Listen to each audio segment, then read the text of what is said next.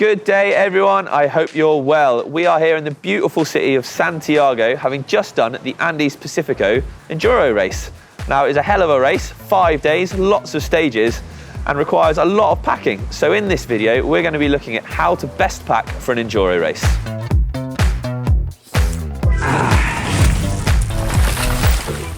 So for this race, I used a backpack, but there are lots of ways out there that you can carry your gear with you, just in your pockets or, dare I say, a bum bag, or having things strapped to your bike. Manufacturers have come up with lots of clever ways of attaching tools and straps and innovative little multi-tools that can really make your life a lot easier. But let's begin with taking a look at what my setup was for this race. So first essential I had for this race was inner tubes. Now I've got one strapped to my bike here, and I did have another one knocking around somewhere, but I can't seem to find it anywhere. Henry, do you know where that tube went? Well, I mean, I'm sure it's being put to good use somewhere. Okay, so let's take a look at the rest of those sort of essential bits you're going to need for an Enduro race. Number one we have here, the mini pump. Really useful for getting those spare tubes inflated quickly.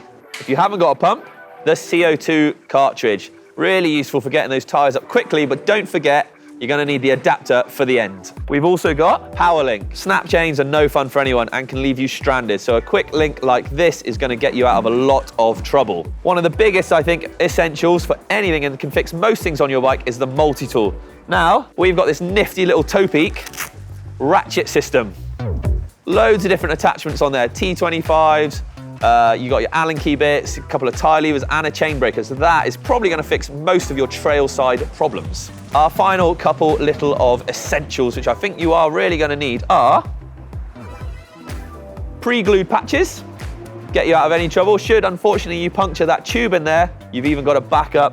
And obviously you've got to get those tyres off somehow, so tyre levers. Make sure you got a couple because some tyres are pretty awkward.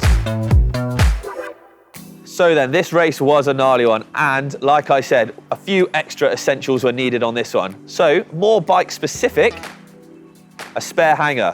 If you are miles and miles or kilometers and kilometers away from the finish, and you take a big old rock strike to the mech and it bends the hanger, you might not have a way of bending it back, so just putting a spare one on is a lot quicker and hassle-free.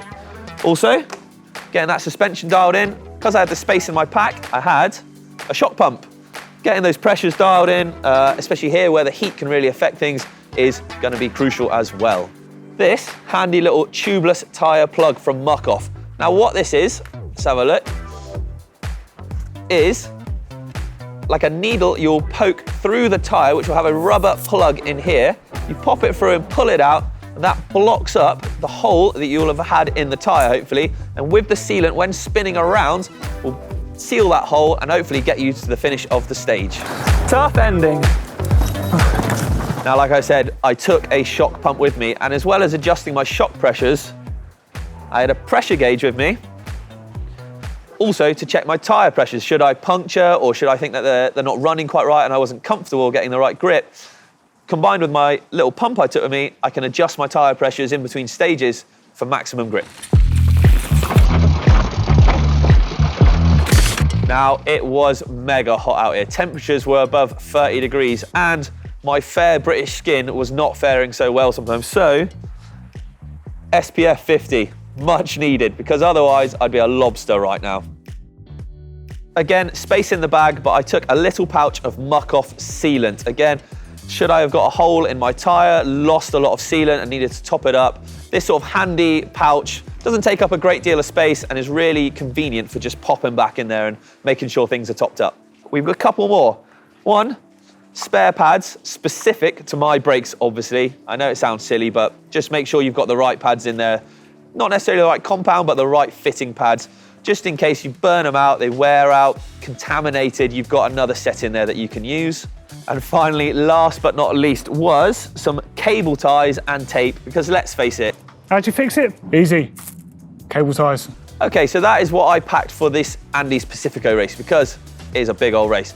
But like I say, you might want to carry a slimmed down version of this. Now, sometimes I don't like to carry a pack, so I will carry those bare essentials either strapped to my bike or in my pockets, just for convenience and not having to carry a backpack around with me all day.